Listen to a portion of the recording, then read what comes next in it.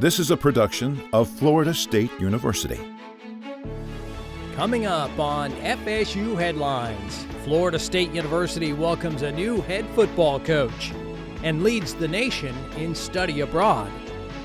Plus, FSU honors veterans. Those stories and more. This is FSU Headlines.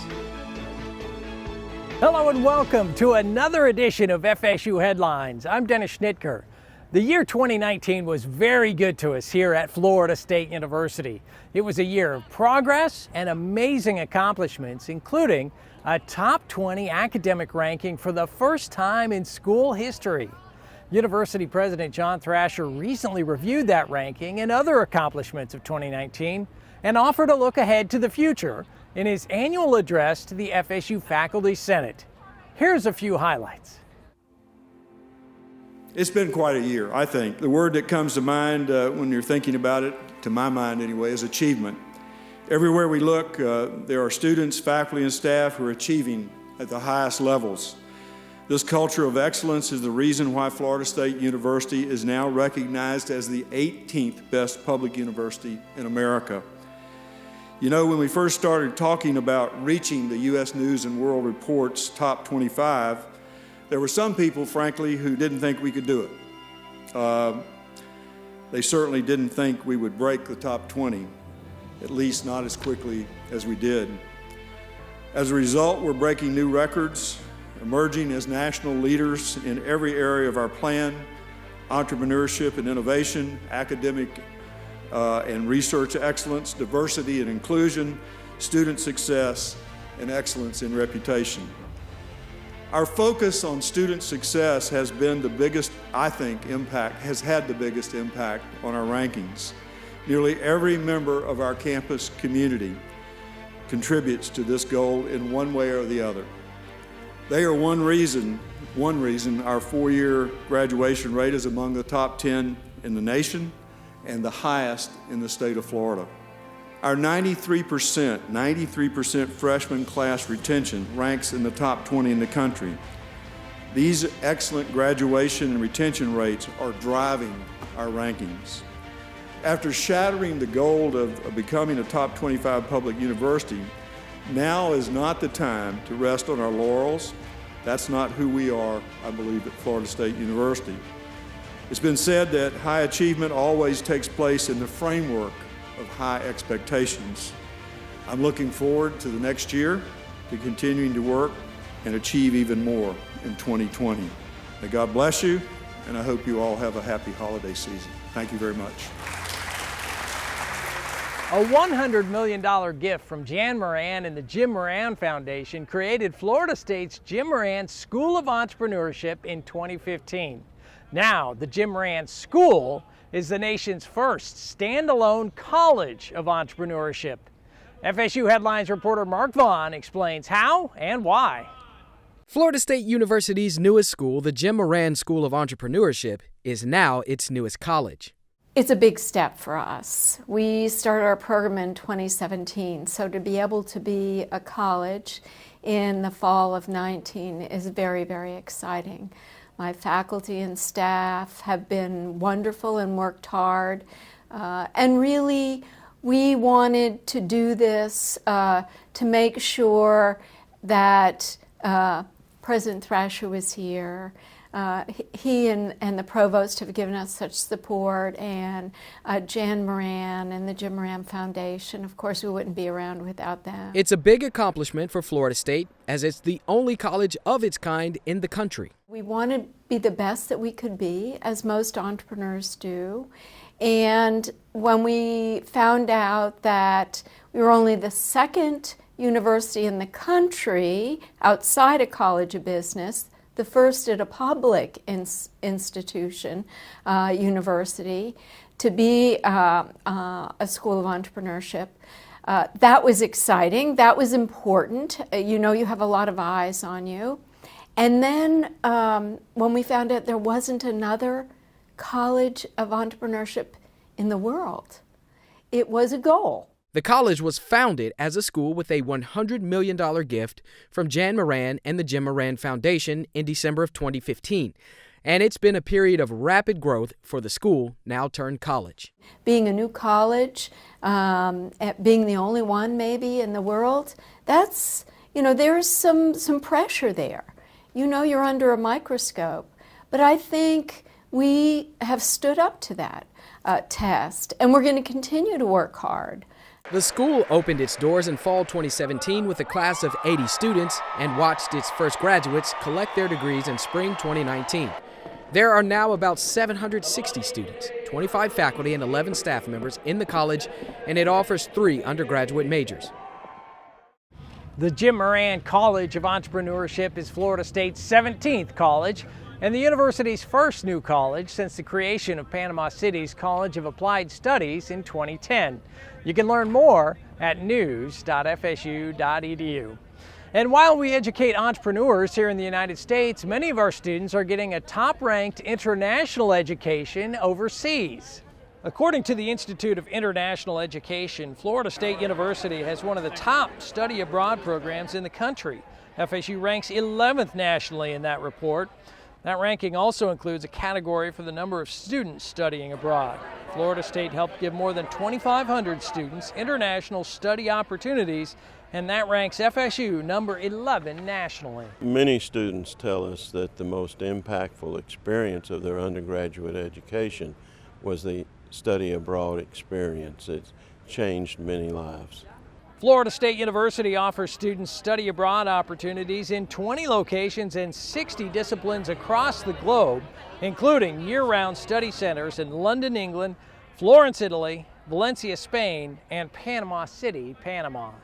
While studying abroad gives students a chance to live and learn in diverse cultures around the world, what does it really mean to be a global scholar?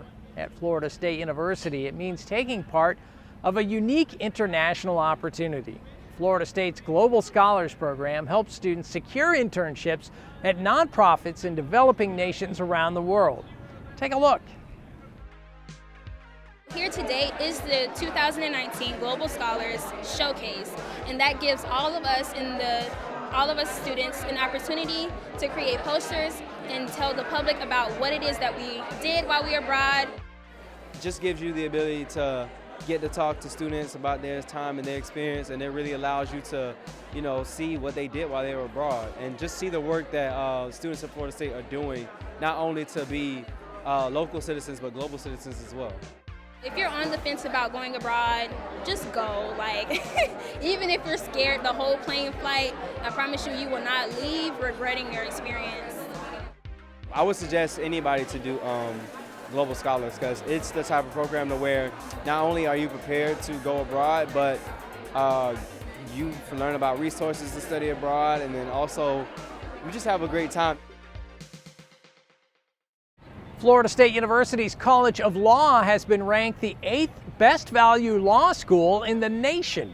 According to Pre-Law magazine, its rankings recognize the law schools where graduates have excellent chances of passing the bar exam and getting a new job without taking on a ton of debt. The Florida State College of Law is the highest ranked Florida law school on the magazine's list of the nation's top 25 best value schools. Think you can describe a graduate thesis fast? Florida State grad students can. It's Florida State's annual 3-minute thesis competition. Here's the highlights. The 3-minute thesis, it's an opportunity for doctoral students to describe their research or creative project for a lay audience. It gives them the opportunity to practice with only one static slide, no props at all, and stay within the 3-minute time period. Well, I think there's a big disconnect in the public between the research that we're doing and what they're understanding. So I participated in this competition to take my research and make it in a way that's easily digestible for other people to understand. We have 2 first place winners, Elisa Henderson and Sarah Jones. Come on up. Yeah, I mean, I've learned I have it in me, and it's nice to be able to communicate my research, which physics, people hear physics and they're like, oh God, no. So it's nice to be able to talk to them about physics and them not freak out and then be like, oh, okay, I think I get it. So that's really cool. Still more to come on this edition of FSU Headlines, including an annual Veterans Day tradition. The purpose of the Veterans Film Festival.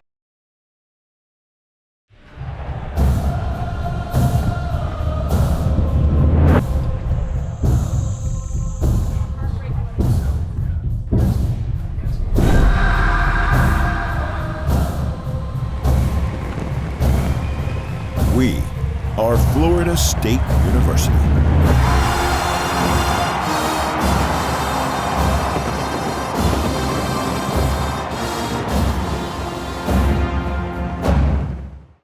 When you buy a Florida State University license plate, You're not just showing your school spirit. You're supporting students like us. in the lab, In the classroom. And in the library. putting this tag on your vehicle helps Florida State students achieve their dreams. So show your pride. Purchase an FSU license plate today.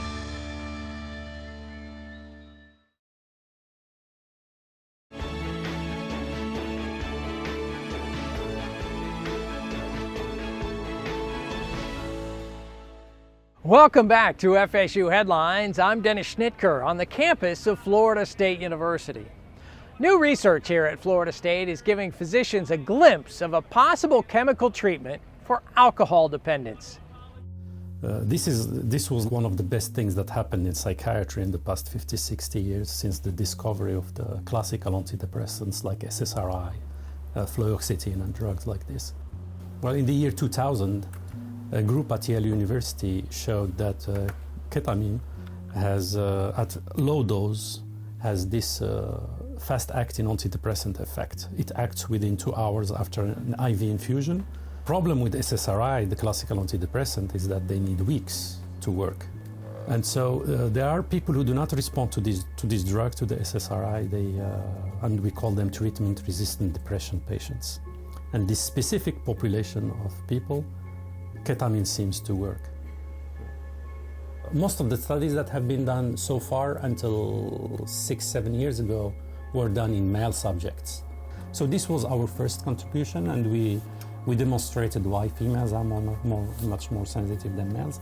And then we start thinking about the issue of the comorbidity of depression and alcohol, because a lot of depressed patients drink alcohol. These are the D1 dopamine 1 receptors, and these are the dopamine D2 receptors. And these are like I said, these two receptors play a major role in addiction, including addiction to alcohol as well as addiction to ketamine.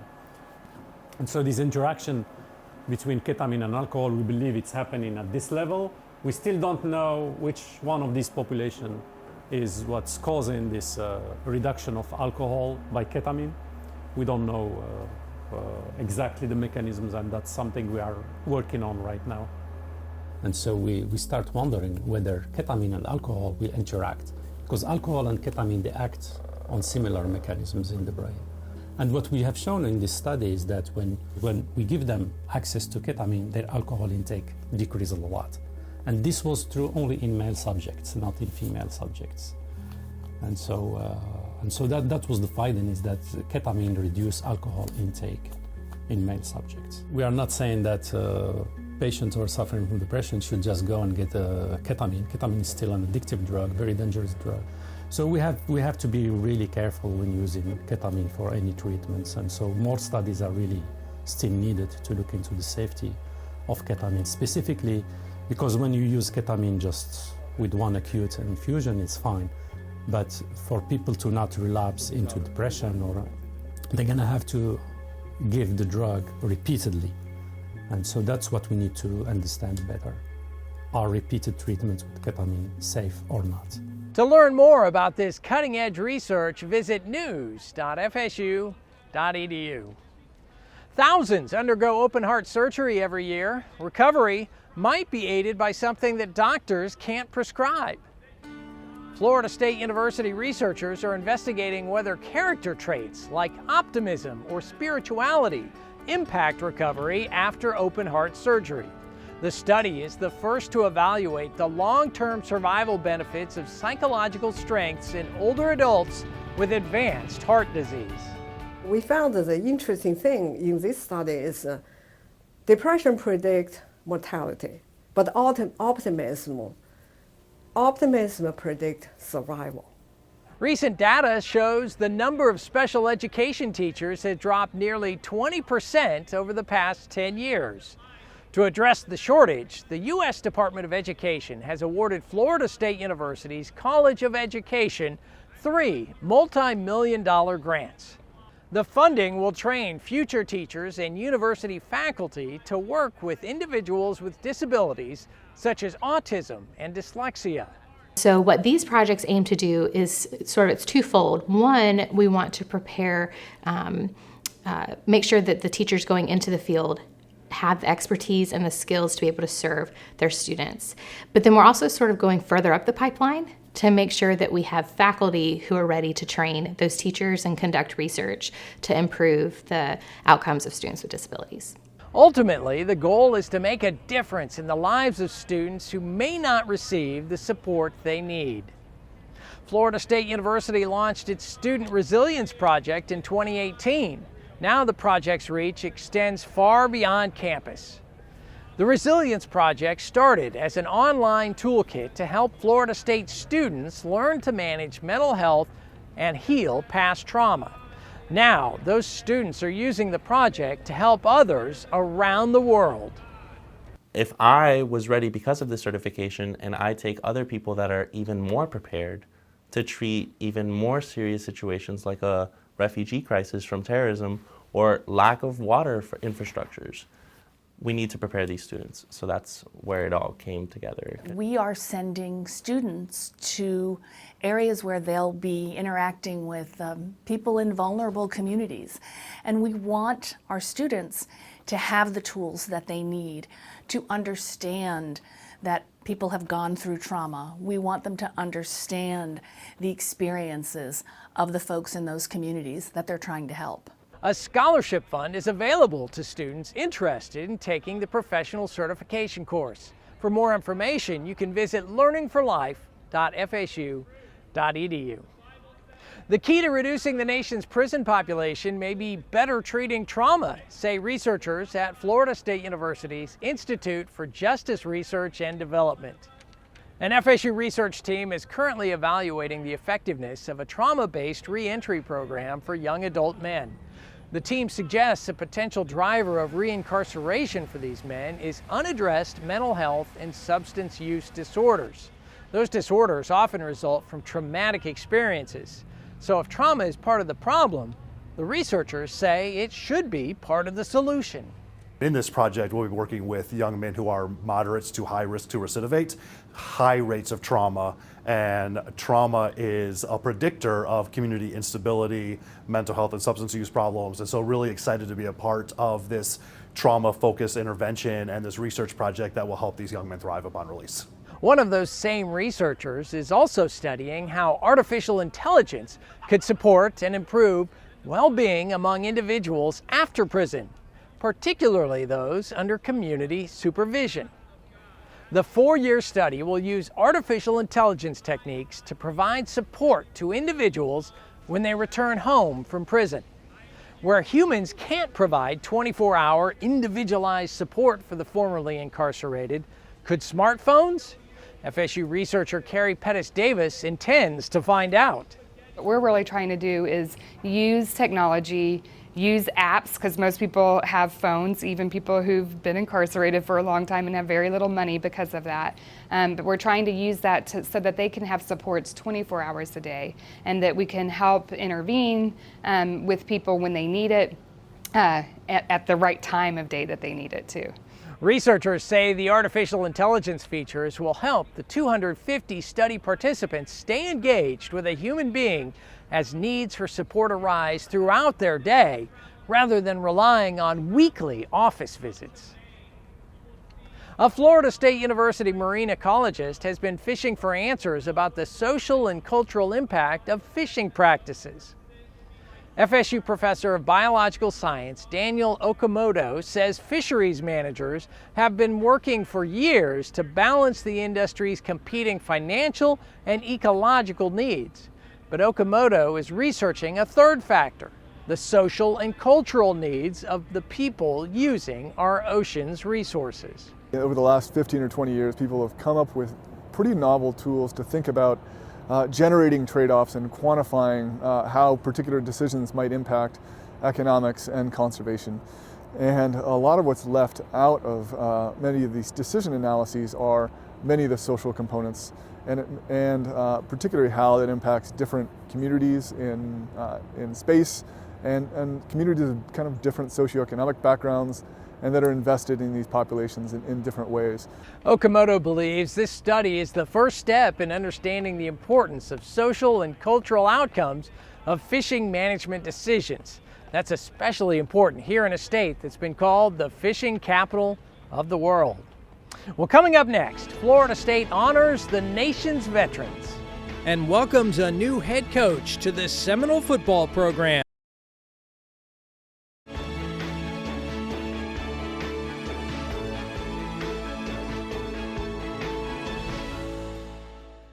Welcome back to FSU Headlines. I'm Dennis Schnitker here on the campus of Florida State University. Not far from where I'm standing, some of Florida State's outstanding athletics teams are set to play. That includes both the men's and women's basketball squads.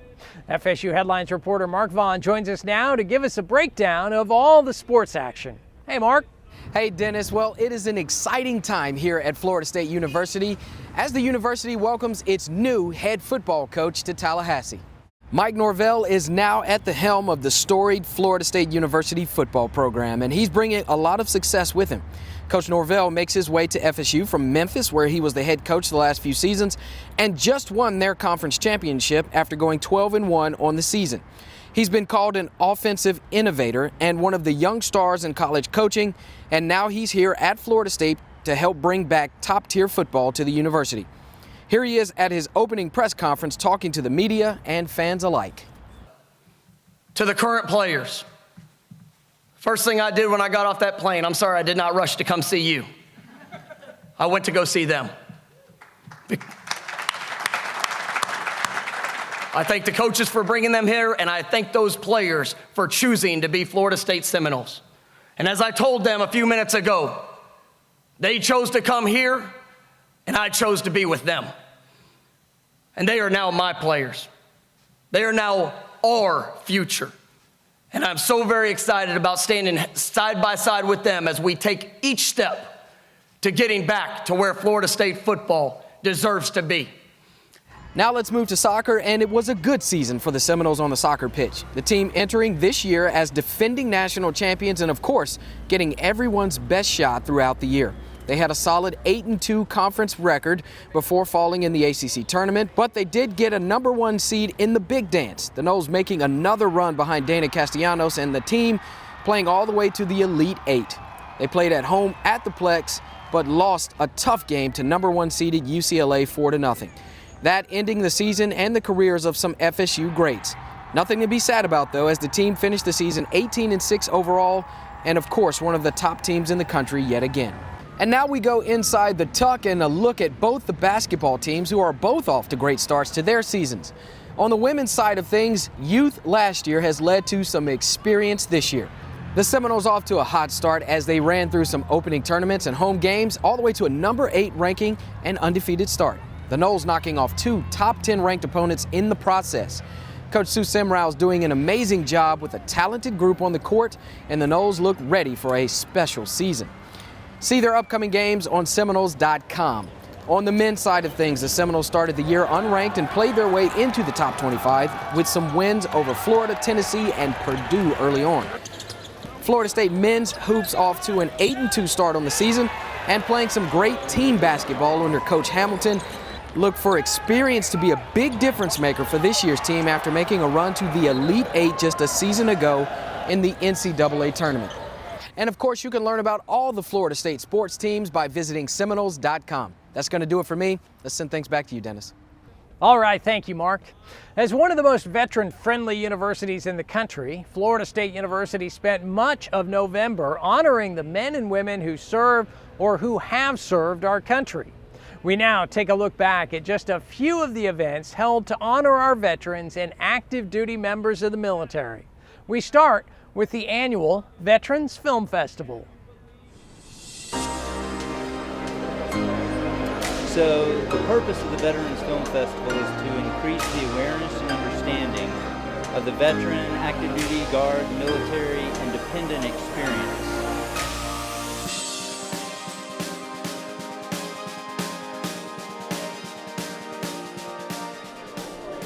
What we're trying to do here is to put these experiences that a very small portion of the population experiences, those men and women in the military, and to let the non-military population see that, share that experience, and hope that seeds are planted, that relationships will start and grow and enrich lives.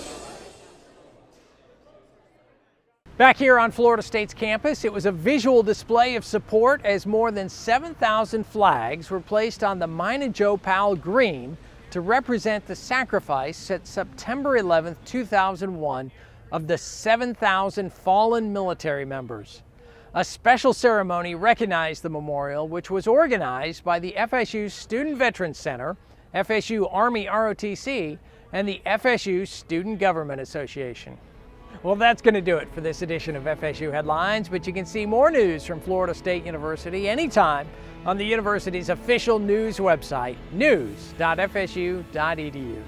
For everyone here at Florida State University, I'm Dennis Schnitker. Thanks for joining us. We'll see you next month right here on FSU Headlines.